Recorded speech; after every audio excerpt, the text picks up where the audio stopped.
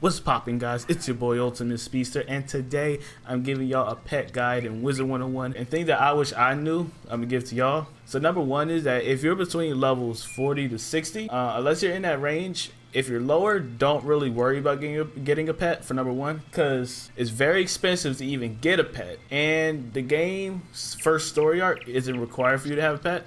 So you having a pet early, which is really good to do, but you most likely won't be able to get it because it costs a lot and there's so much into it that you really don't need it for the whole first arc. And the first arc is from Wizard City to Dragonspire. So until you get to like Dragonspire, you really don't need a pet. And that's like 5 worlds total. So you're really good.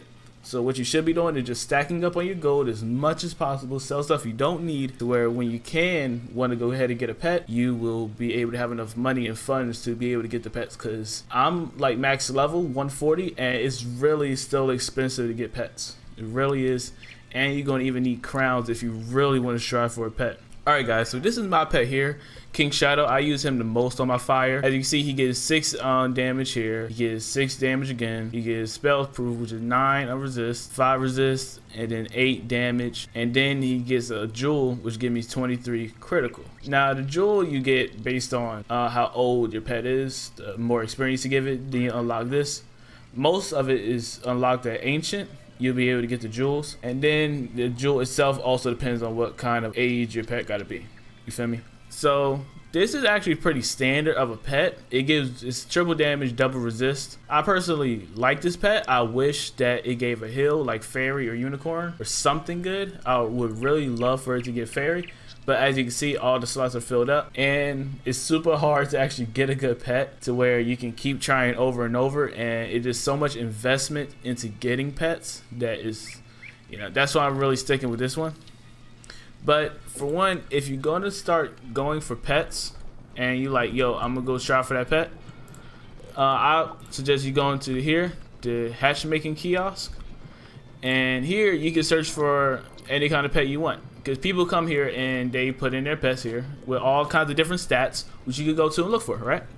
So you got fire, ice, and all the other schools, and even hybrids, the different looking pets. You feel me? So go to your school. Let's say I wanted to get a look of this, right?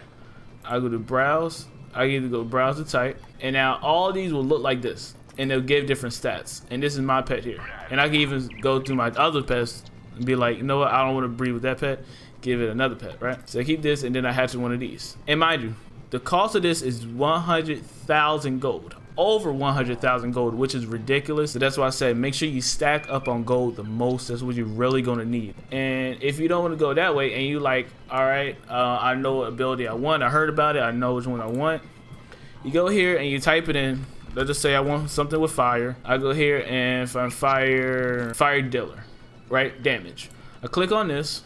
And let's say I want fire giver as well. Now with these two, I can search for all talents, which means it will search for these two in every single pet, or I can just search for any of these two. So it will give this one, it will look for a pet, and if it has this one, it most likely won't have that one with it. But if I go like search all, it will all show up here. Here's the fire dealer and here's the fire giver. And then there's all different type of pets that have those traits that you want that you can hatch with.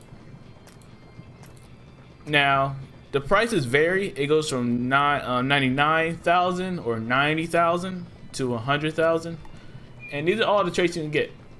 Now, when you hatch, it's basically combining them together. So you might get this, and you might happen to get this pet's ability in Fable and so on, and you probably be able to get some of these epics and rares and all them, hidden. That's not unlocked. But it's a multiple try kind of thing, especially if you started from scratch and you use the pet that's actually given to you from the game.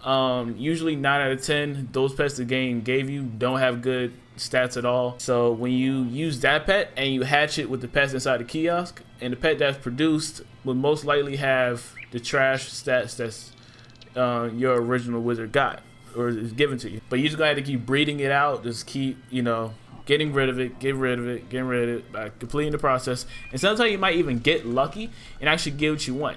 Now, to level up your pet fast is done by giving your pet Mega Snacks. Mega Snacks are done by gardening. Gardening is the biggest way to get it done. Some people craft them. I suggest you farm them. I suggest buying, actually, for gold, you can buy the houses we start gardening, and you can actually buy the red barn farm. Here you go to gold, and it costs 125,000 gold. I already got it, so that's why I can't buy it. That's what I actually use for farming now, or at least gardening now.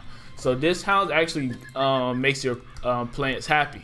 Your plants got likes and dislikes, and that will help them get good stuff for you. And then they drop mega snacks, and the best ones I suggest you do are golden couch potatoes, and I suggest you do evil magma peas. Couch potatoes, they're really good for it. I have a whole bunch of them, as you can see. And EMPs are evil magma peas. Those are really good because the mega snacks give your pets a lot of experience, and every time you play a game with your pet, you use energy, and you have a limited amount of energy before it runs out, and then you gotta wait 6 minutes for one energy, which is ridiculous, and which is why they got in a crown shop where you could buy energy elixir to boost all your energy back up with crown. You just gonna have to put towards that elixir. It's not a lot for the elixir, I'll say. It's only $250. It's not really that expensive for it, but it is something you probably gonna have to get if you don't get it on the first try, or you're really trying to level your pet up fast. It's gonna take a lot, and a lot of mega snacks. And also, mega snacks have the certain school.